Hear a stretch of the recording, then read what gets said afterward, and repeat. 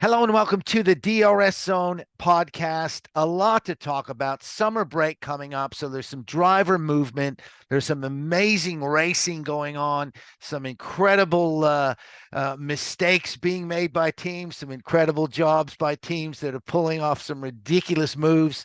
But we're going to talk about all that. I'm Ed Wyatt. Alongside me, soon to be 16-year-old son, Sam Wyatt. We're doing this the night before your 16th birthday. How are you feeling right now?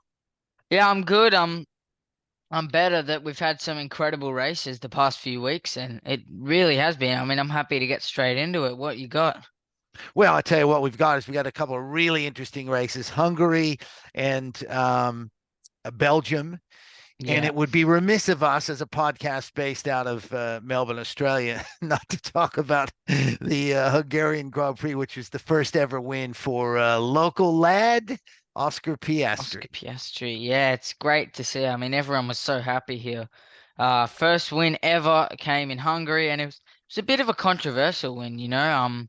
It wasn't as straightforward as he probably would have liked it to be. Norris wasn't moving, and then the team, there was a bit of a disaster, but he got the win in the end, so good for him and good for everyone back here who supported him. Well, he's been driving so well that you kind of felt like, in a weird way, it was only a matter of time. But you're right; it did bring up that crazy team orders thing where they pitted Lando first, right? Then he came out ahead of Oscar, and then they asked Lando to give the position back. There was a bit of Yeah, toing and didn't want froing on to. the on Yeah, the radio. You and I were arguing on the night. I was like, "Do you think Senna would have given it back?" But I do think the right move was made. But it puts the drivers in yeah, a really tough situation. yeah, it does. But in the end, he did get a win, and good for him, good for everyone, and yeah, it's great to see him on the winners list. Um, so the state of play at the moment. Look, Max started the season off, and we thought, "Yep, here we go again. It's going to be another Red Bull dominate." In fact, a friend of ours, who we know very well, Jamie Cock, was saying he was kind of bummed that Max didn't win in Australia because he thought that perhaps he could win every race, and that would have been Every really cool race, to yeah. to do. But as it turns out now, we've had what? How many different winners? I think we've had like We have got seven, seven. Yeah, seven different winners. We've had, and five of them have only got one win. that's exactly right because Lewis picked up the second win Yeah, because George Russell, who won, his car was underweight. yeah, So, crazy. so where do you think things are going from here? To be honest with you, it's become very difficult to predict what's going to happen from race to It's race. so hard, What do you yeah. think? Well, first off, it must be said from track to track, new cars are thriving with like certain circuits. So come Italy, Ferrari will be in the mix. Like Qatar and circuits like that will be Mercedes, McLaren, and then Singapore and stuff will be all Ferrari and not Red Bull. So Mm.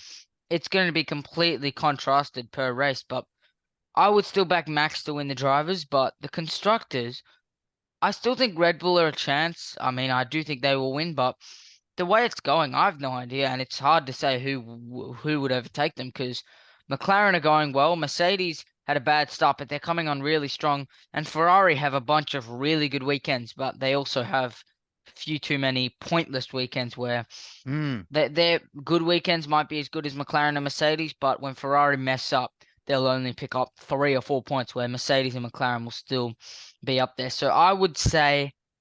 I can't even tell. Drivers, I'll say Max. Constructors, I'll say Red Bull. Well, McLaren are actually favorites to the bookies' favorites to win the constructors, and that's Because of prime. Perez, yeah. Well, exactly. It's primarily because Lando and Oscar are finishing top six, top four podiums. Max is doing Yeah. his thing, although his thing is not winning every weekend anymore. So No. he's coming into these lower positions. And as you mentioned, Checo is having this nightmare scenario. And there was a lot of conjecture. Now, there's always conjecture around Formula One. There has been a lot of conjecture that they might drop him at the end of the season or even drop him after Belgium. Now, I didn't ever believe that, I'll be honest with you, but people are throwing that out there. But Red Bull has made the decision. They're going to stick with Perez for the rest of the season. They're going to stick with Sonoda and Ricardo at Racing Bulls. What are your thoughts? What do you think about that? I think the Visa Cash App is the RB is a good decision. I mean, Ricardo's really lifted, and Tsunoda has been delivering some good points. Yep. Max Verstappen, of course, not going to get rid of him. Well, He's no, that was incredible. never a But question. Perez, I don't know. I think it's the right decision to keep him for the season, but if they keep him for next year, I'll be very surprised. I don't see what they're getting out of him. I mean, people saying he's a pay driver. Red Bull have the money. That money's not an issue. They need to be scoring those points for the constructors' championships, and that's not what they're doing right now. So it will be very surprising if they keep him for next year, but I still think you got to give him a chance. Final season maybe it is, but you can't get rid of him halfway through the season. No, and I think people say paid driver. That's ridiculous. Yes, he comes with a lot of money, but he's not a paid driver, and Red Bull don't have him there because he brings money. That's a bonus, Yeah, obviously. Um, but I think you're right. I think they are backing themselves to fix that car and bring Perez back to where he was last year, where he helped Max immensely, right, with some of his yeah. And finishes. a couple of And years before, yeah, correct, it just hasn't been the same driver. So I think that's what they do. I think you're right. I think to pull the pin now would probably make would. Let me put it this way: it's a team in a bit of disarray ever since the Christian Horner thing, Adrian Newey. To throw another spanner in the works and say now we're going to get rid of Perez and bring someone else in, I think would be a mess. Because who do yeah, you bring in? Do you elevate Ricardo? Do you elevate yeah, Tsunoda? Do you bring in Liam Lawson, who's the big loser in all this? Let's be honest. Liam Lawson is the big loser in this because he still doesn't have a seat, and he may not get one next year if Perez turns it around. If Ricardo and Tsunoda continue on a yeah, really good path, does Lawson get a seat? yeah. It's an interesting one, and then you got even younger drivers coming through the ranks that are hungry for seats. I know Isaac Hadjar is a good Yep. example. So yeah, there's a lot of. I think their issues. There's a lot of drivers, maybe even five, that could step into the Visa Cash App. Um, starting from the next race. I don't think there's even one that could step into the Red Bull starting the Mm, next race. So it's a yep. real big issue for them, and it's Yep. it's a unique one as well. Yeah, it is. It's really tricky. Driver movement continued. Carlos Sainz, the long-awaited announcement finally came, I guess yesterday or maybe the day before here in Melbourne that he was indeed taking the making the move to Williams. He will Yeah, join interesting. Alex Albon and James Vowles in a project that can best be described as long term, but it's a good move from Williams. They got their man. They did, yeah. It's a really good signing for them. I mean, Carlos Sainz, he didn't really have many options. The longer he waited, the more seats that got taken. And so I think Williams is a good option for him. It's the best option for him.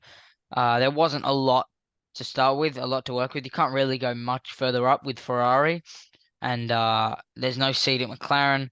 You're not going to go to Mercedes for a year, and you're definitely not going to Red Bull. So I think he couldn't have gone any better. So he decided to try to bring a team up, and I think Williams are really up and coming at the moment. So yeah, I think it's a really good deal on his end, despite what people are saying, and an incredible deal, unbelievable on the other end. So yeah, I think both sides should be happy.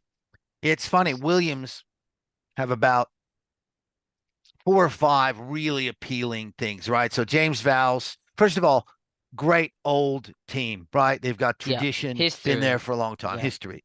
They've got really great looking livery and merchandise. Like this stuff looks really clean and sharp. They've got James Vowles, who is very, very smart, seems to be taking things in the right direction. They've got some money behind them.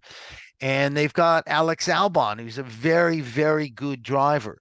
Now you're adding Sainz to that. There's only one thing they don't have.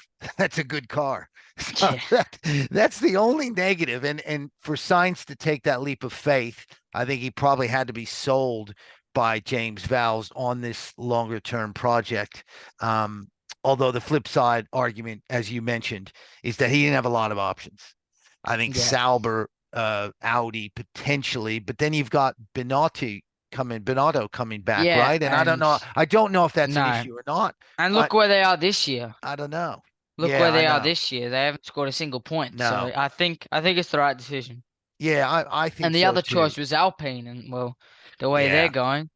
They're absolute, losing drivers. absolute They're losing disaster. team principals. So Yep, no, yep. you don't want any piece of that. What about Mercedes? Where does that leave them? Antonelli, the youngster, came out and all but said, "I'm not sure if I'm ready for the seat," which is very honest, and I applaud the honesty. It's not really very on brand for F1, to be honest with you. No, But it's. if he isn't ready, let's say he's not, what are they going to do? They're going to plug someone in for a year? What? It's really interesting. I have no Schumacher? idea Mick what Schumacher? Mercedes. Maybe I have no idea what Mercedes are gonna do.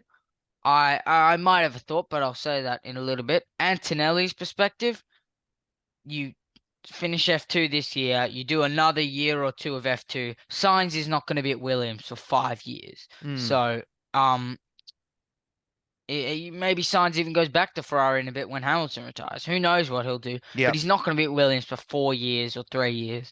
So, Antonelli will go to Williams eventually, and when he's ready, he'll go up to Mercedes. I think he will be fine. Mercedes, I think they're going to look at a more experienced driver for just a year. This might be a bad example, but Bottas or Ricardo or something. Yep. Bottas is not a bad idea. I know he's no, I don't think he's the right person, but he's been at the team. I He don't. knows That's a what's really good call, he mate. I knows actually, what's going on, yep, even for just a year. yep, Get some solid results. He's been there before. He knows Toto Wolff. He's a great teammate. yep. And then send him on the year after. So I think that's a possibility. I think they'll go for experience over youth. I think that's a really good call, actually. So Antonelli, you're saying maybe Williams' third driver this year? Is that what you're thinking? Or next year? Is that No, what you you're just thinking? stay in F2. Stays Stay in in F2, F2, get right? the Yeah, because he's experience, and not going to win the title. Yeah, When yeah. Sainz goes, you go Okay. to Yeah, Williams I don't mind probably. that. That's actually good thinking and Bottas. I like that. Um, let's wrap it up with a big question. We've debated this a little bit over the years, but I want to just put it out there now and see what we come up with. Who is the next world champion? We've had Lewis, we've had Max, long runs of champions. At some point, somebody else is going to have to win it. We've heard a lot of talk, a lot of hype about all the youngsters. Who do you think? You go first. Me go first. Okay. Yeah, because Um, I've got a pretty interesting answer. my gut feeling, if I had to rank it, I initially was on the Leclerc train years ago. I thought, yeah, it's going to be Leclerc. I'm not convinced it is him now. I'm a big Russell fan. I think he's actually a really, really good driver. Um, Lando, I also think is a good driver. I'm not sure he has it. I actually, if I was pressed, I would probably say Piastri. I'll be honest with you. Yeah, I think he's got the mentality that some of those other drivers don't have. I think he's an old-fashioned style driver, yeah, where you've got Lando. I kind of think Lando and George and Leclerc are kind of and this modern athlete. They're pretty happy. They're making good money. They love to drive. They're good drivers. They yeah, love the lifestyle. I think Piastri, more than any of those three guys, wants to win. yeah. So I actually think Piastri would be my pick if I had to make it. Interesting. Yeah, interesting. I What do would you got? say, well, it's not Max, obviously, and it won't be Perez. You look at McLaren. I think Piastri's a really a good call, but he still maybe needs a year or two to learn. Norris, I think, can do it. The team can do it, that's for sure. Yep, Norris makes a few too many mistakes. So he I think if does. he fixes that and if he can learn how to start a race a bit better, I think that's a chance. I think moving to Mercedes, I think Hamilton, I know he's already won one, but he shouldn't be written off, like people are saying, Oh going no, to he Ferrari. doesn't count. I see what you're saying. Yeah, I should have Um, clarified it. I meant other than Hamilton, someone who hasn't won one is what I Oh, meant. okay. Sorry about that. I should have Russell, clarified I that. think is a chance if Mercedes they're a bit too inconsistent. Um, I think Sainz could be, but now he's going to Williams, so who knows where they're going to be. I think Leclerc can be on talent, but Ferrari are untrustworthy. So I would say, in terms of just driver talent, I would say Leclerc for sure. If he goes to a Mercedes or something and they have a good year, he could win every race. There's no doubt. Yep. But in terms of team driver pairing, I think you got to look at Norris or Piastri because the team is Yep. further there. If Leclerc was at McLaren, I wouldn't even be thinking twice about this question. But I'm gonna say either Leclerc, Norris, Piastri. I think. Okay. Yeah. Yeah. It's an interesting one. And you're right about Hamilton. Like I said, I didn't phrase that question properly. He could definitely be the next one. I was more thinking down the line, who's the heir Yeah. apparent other than Lewis Yeah. and Max. But yeah, that's very interesting. All Yeah. right, look, that's about it for now, unless you have something else. We don't have a race because we got some time off. No. So we'll take a little break. We'll recharge our batteries for the home stretch of the final F1 season. And Yeah. thank you for listening to the DRS Zone podcast. I'm Ed Wyatt. He's Sam Wyatt. And the next time we talk to you, he will be 16 years old. I'm going to have to change all the things on our social media account, but happy to Yep. do that. Happy birthday in advance, mate. Thank you very much. All right. Thank you for listening. We'll talk to you soon.